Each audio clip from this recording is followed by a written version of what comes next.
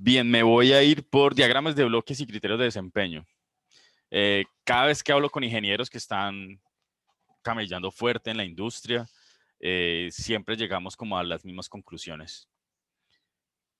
Y decimos que digamos, un pensamiento como ingenieros, sobre todo los ingenieros, no, básicamente todos los ingenieros, es la capacidad que tenemos para pensar un sistema en términos de bloques, en términos de diagramas y en términos de funciones. ¿Listo? Entonces, digamos, estructurar, pensar en un sistema con sus bloques funcionales en términos de entradas y salidas es una herramienta abstracta, muy poderosa, que les va a permitir a ustedes dividir el sistema en subsistemas, los subsistemas en componentes, de tal forma que va a ser mucho más sencillo a la hora de diseñar. ¿Ok? No es el diseñar el todo, sino ir poco a poco diseñando las partes. Y si se hace un buen, digamos, un buen análisis del sistema, pues ese acoplamiento entre las partes va a ser evidente, va a ser fructífero. Muy bien, entonces digamos que esta presentación es sobre diagramas de bloques y criterios de desempeño. De nuevo, si tienen preguntas, por favor. Básicamente vamos a ver diagramas de bloques, funciones, subsistemas y componentes y por último criterios de desempeño. Vamos a ver cuánto nos echamos en esta presentación. Muy bien, ¿qué es un diagrama de bloques? Es la representación de un sistema. Todo sistema es susceptible de describirse a través de bloques. Hay unos diagramas de bloques muy complejos, otros no tantos. Un bloque relaciona entradas y salidas a través de funciones. Entonces, ustedes imagínense que un bloque es una caja negra en la cual ustedes no necesariamente saben qué hay por dentro, pero lo importante es que esa caja negra cumple una función. ¿Listo?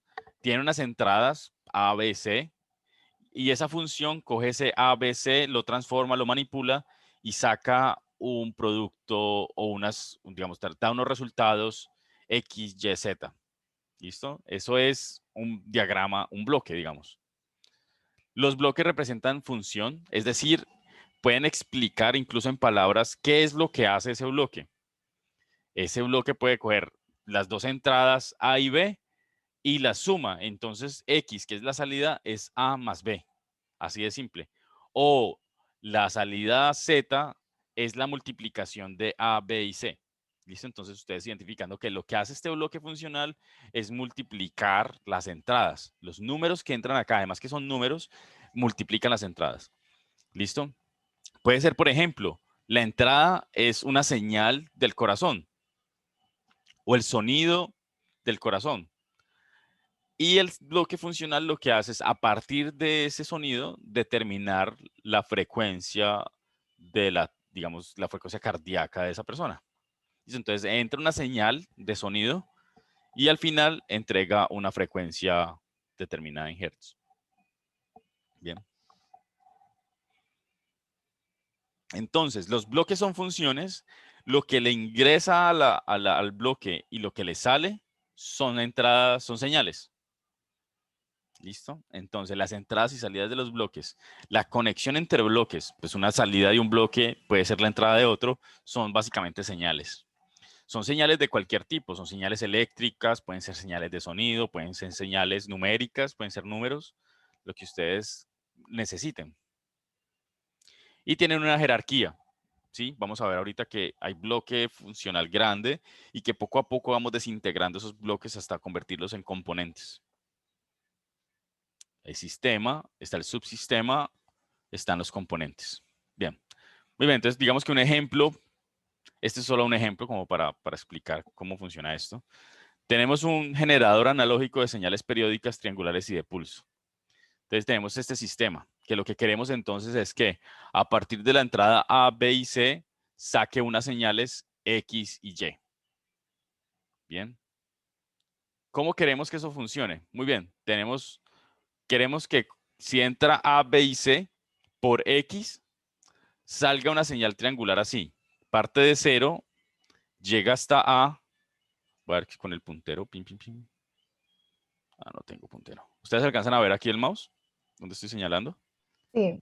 Listo, entonces, digamos, esta señal triangular arranca de 0, en el tiempo B llega a un tamaño, digamos, un voltaje A, y luego de A pasa a C, que es el momento en el que ya deja de funcionar, digamos, el triangulito. Entonces, estará así.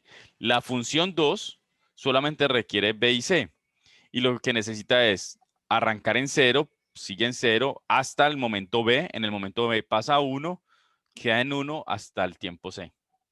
Entonces, digamos que al interior del sistema hay dos funciones, una función 1 triángulo y una función 2 llamado pulso. Bien, acá está aquí bien. Eso es, digamos, en términos de palabras. ¿Cómo funciona eso? ¿Cómo se hace? No interesa. Hasta el momento no interesa. No se preocupen por cómo hacer eso. El cómo hacer eso no es del interés cuando usted está desarrollando diagramas de bloques. No se preocupen. Pueden ser lo más abstracto que se quieran. Listo, aquí tenemos una función triángulo que tiene esas características y una función pulso que tiene estas otras características. Y listo, entonces estos diagramas de bloques en términos de funciones. Ahora nos vamos a subsistemas.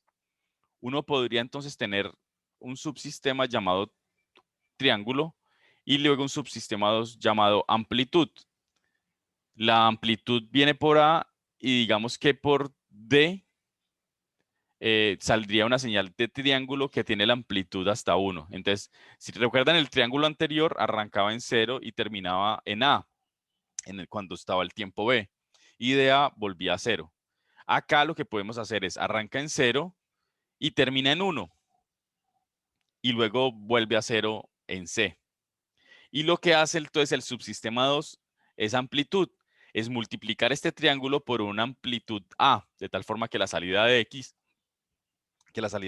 sea este triángulo de 0 a A y de A a 0 en C.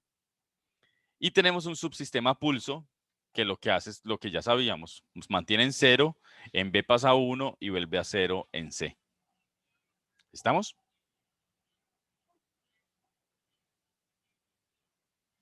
Me perdí. ¿En dónde? No sé, la parte de la de los triángulos. Y el... Sí. Digamos el subsistema triángulo 1 lo que hace es hacer un triángulo cuya amplitud es 1. Y luego lo pasamos por amplitud, que lo que hace es multiplicar este 1 por A, entonces queda en A.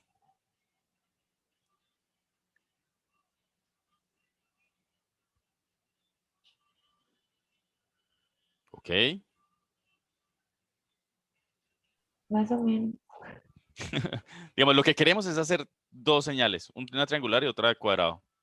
Listo, la triangular tiene una amplitud A, es decir, sube hasta A, es un voltaje que sube hasta A desde 0 y luego baja a 0. Y el otro pulsito, ese sí es unitario, o sea, el voltaje que sale al final es 1. El A puede ser 5, 3, 4, ¿ok? Entonces lo que tenemos es un sistema triángulo que hace el triángulo normalizado, digamos que la amplitud siempre es 1. Entonces hacemos una electrónica o lo que sea que haga este triangulito, la hacemos de tal forma que dure subiendo hasta 1 hasta B y luego de B a C baja a 0. Y lo que hacemos con el segundo cuadrito es multiplicar eso, aumentarlo. Pasamos de un triangulito que tiene amplitud 1 a un triangulito que tiene mayor amplitud A.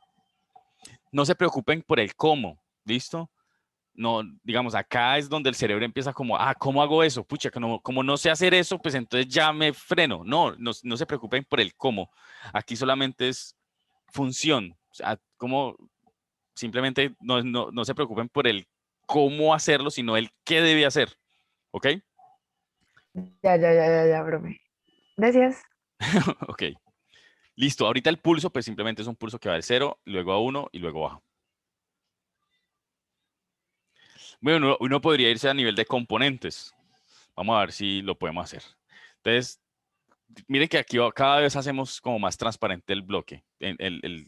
Iniciamos con un sistema muy oscuro que solamente caracteriza las funciones, luego hacemos transparente y vemos unos subsistemas, y luego hacemos transparente los subsistemas y vemos unos componentes. Entonces, por ejemplo, el componente 1, vamos a ver qué le pongo yo. El componente 1 está, por ejemplo, asociado a subir el voltaje de 0 a 1. Esa es la función del componente 1, ¿ok? Y la función del componente 2 es bajar el voltaje desde 1 hasta 0. ¿Ok? Entonces lo que vamos a hacer es un componente que se encarga de Profe, subir el voltaje y otro que se encarga de bajar el voltaje. ¿Sí, Carol? ¿y para Ah, qué lo subes dime. y luego lo va a bajar? No, pero no se preocupe por eso. ¿Para qué te preocupas por eso? Si a vos te mandan a hacer esta vuelta, que tenés subir y bajar, o Ok, porque tenés otra alternativa. no sé. Ok, ok. Vale, vale. ¿Cómo? Dale, no, expresalo. Posiblemente tu duda la No, tienes no, razón. pero, o sea, ¿no va a ser como lo mismo? Pues si lo subo y luego lo bajo. Pero ya formo porque quiero hacer un triángulo. Quiero subir y voy a Ah, bajar. ok. Right. Listo ya. Sí, entonces tenemos un componente que lo que se encarga es de subir el voltaje hasta 1 y luego otro componente se encarga de bajar ese voltaje hasta 2. ¿Ok? Listo, entonces ya tenemos los dos componentes de ese bloque chiquito. Y luego el bloque funcional siguiente, el subsistema siguiente que era el de amplitud, pues solamente tiene un componente que es el que se encarga de multiplicar esta señal para subir este piquito a, de 1 a A. Muy bien, ahora tenemos un componente 4 acá. Lo que hace es mantener durante un tiempo determinado de 0 a B en 0. Y luego hay un componente 5 que se activa. A partir de B se activa, sale el pulso 1 y luego se desactiva en C. Entonces uno podría desintegrar, digamos, un dispositivo electrónico, un dispositivo, lo que ustedes necesiten, un sistema computacional, en partecitas, pum, pum, pum, partecitas. Esos ya serían componentes. De tal forma que cada componente cumple su función en medio del subsistema y luego que el conjunto de subsistemas conectados cumple la función global de lo que se quiere. Listo. Si uno, digamos que si uno pasa directamente de aquí, del generador electrónico de señales periódicas triangulares y de pulso, acá se nos hace más complicado. Pero si paso a paso vamos pensando en subsistemas, luego pensamos en sistemas, luego pasamos a subsistemas y por último pensamos en componentes, pues la integración de todo va a ser mucho más sencillo y más sencillo también el diseño. Y mucho más sólido el diseño. Muy bien, entonces luego de esto, ustedes ya tienen entonces el bloque desde el bloque funcional hasta los componentes, pues hay una jerarquía de requerimientos que va desde el sistema, luego las funciones, luego los subsistemas y por último componentes. Por ejemplo, el sistema tiene digamos, esas necesidades, estos criterios. Que la entrada analógica esté entre 0 y 10. Que las señales analógicas, las salidas analógicas máximo hasta 100 voltios. Que todo el circuito sea analógico. Que el periodo mínimo sea de 10 milisegundos y que el costo total de esta fuente sea de 100.000 pesos. Esto que está acá son digamos, los requerimientos funcionales del sistema. Hay algunos no funcionales, como por ejemplo el dinero. El costo es un asunto no funcional, pero determina si le sirve al cliente o no. Que las entradas analógicas sean de 0 a 10, eso es un requerimiento. Que las salidas analógicas máximo sean 100 voltios, es un requerimiento. Que todo el circuito sea analógico, no es tan funcional, pero digamos que lo requiere el cliente y que el periodo mínimo sea de 10 milisegundos. ¿Ok? Entonces digamos que esos son los requerimientos del sistema como tal. Luego podemos subdividir estos a la función 1 y a la función 2. Recuerden que la función 1 era hacerlo triangular y la función 2 era el pulso cuadrado. Entonces uno aquí puede indicar que hay unos criterios o unos requerimientos más bien funcionales asociados al tiempo de subida, al tiempo de bajada y a la amplificación. Y en la función 2, periodos de mínimo 10 milisegundos y un ciclo de trabajo de mínimo 5%. El ciclo de trabajo es qué relación hay entre lo que dura en 0 y lo que dura en 1. Luego, uno pasa de esos requerimientos a los subsistemas, porque ya sabe a qué se dedica cada subsistema. Entonces, el subsistema 1, recuerden que es el que hace el triángulo normalizado. Entonces, hay un tiempo de subida de 1 milisegundo, un tiempo de bajada mínimo de 1 milisegundo, hay un circuito analógico y el costo. El subsistema 2 es el que amplifica, es el que lleva de 1 a A. Por lo tanto, digamos que aquí los criterios o los requerimientos están relacionados con la amplificación de 10, circuito analógico y costo. Y entonces debemos llegar a componente. Entonces, cada componente va a tener su conjunto de requerimientos. ¿Ok? Y dependiendo entonces de cómo necesitamos que funcionen esos componentes, pues podremos tener unos pesos. Entonces, digamos que tenemos 1, 2, 3, 4, 5 componentes. Cada uno de esos componentes es un conjunto de requerimientos que finalmente se convierten en criterios de selección. Entonces vamos, por ejemplo, para el componente 1, que es el que se encarga de subir la rampa, pues podemos tener un conjunto de soluciones, ¿cierto? Un conjunto de soluciones y tenemos que decir cuál de esas componentes es el adecuado. Pues entonces utilizamos el tiempo de subida, o sea, qué tan rápido responde esa solución, que sea analógico y el más barato para poder determinar cuál es el componente adecuado. Podemos darle entonces unos pesos a esos criterios. Entonces decimos que se funcione rápidamente, o sea, que el tiempo de subida sea muy rápido, es lo más importante, entonces le ponemos un peso de 0.4. O que el circuito sea analógico es muy importante, entonces le ponemos un 0.3 y el costo un 0.3. ¿Listo? De tal forma que la suma 0.4 más 0.3 más 0.3 de 1, para que los pesos sean ponderados y estén bien balanceados. Igual con el componente 2, podemos tener unos criterios y con unos pesos, igual que para el componente 3, 4 y 5. Esos pesos, entonces, lo que les repito es para poder, digamos, poder seleccionar las soluciones más adelante, luego de definición de requerimientos y búsqueda de soluciones, tenemos que seleccionar esas soluciones. Esas soluciones no van a ser a la ligera, esas soluciones las debemos seleccionar a partir de los criterios y requerimientos que ya han definido ustedes previamente. Luego, y en esa parte sí, también podemos como que entenderlo como el orden de prioridades de acuerdo al peso, ¿cierto? exactamente. Básicamente los pesos definen las prioridades, donde ustedes tienen que hacer el énfasis a la hora de escoger una solución. Ok, De listo. acuerdo. Luego, si ustedes tienen claro entre los pesos de los componentes, ustedes pueden encontrar unos pesos para los subsistemas y subir. ¿Sí? Y luego subir a los de funciones. Y luego, por último, subir hasta el nivel de sistema. De tal forma que ustedes tengan como pesos en toda la jerarquía del diagrama de su solución. De tal forma, así ustedes pueden entonces, digamos, comparar una solución completa con otra. Sí, ok, si ustedes tienen una solución con una circuitería, con una electrónica, y ustedes tienen aquí otra solución, ustedes pueden comparar finalmente con números, evaluando esas soluciones, con números ustedes pueden determinar si una es viable o más bien se van por una u otra. ¿Ok? Ani.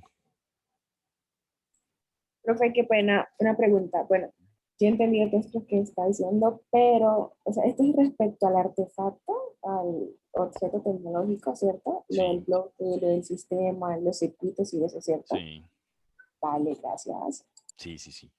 Sí, aquí ya, digamos, esto lo preparamos, digamos, toda esta estructura jerárquica de sistema, función, subsistema y componentes,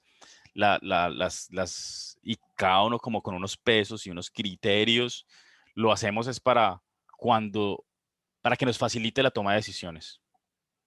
Sí, como para no dejarnos sesgar por, por una solución determinada u otra, porque ya queremos trabajar con Arduinos, o porque ya queremos trabajar con Raspberries, o porque mejor nos vamos por un sistema Nodenku. Entonces, para no sesgarnos, debemos tener de alguna forma unos criterios medianamente objetivos que nos permitan tomar soluciones, tomar decisiones. Eso es.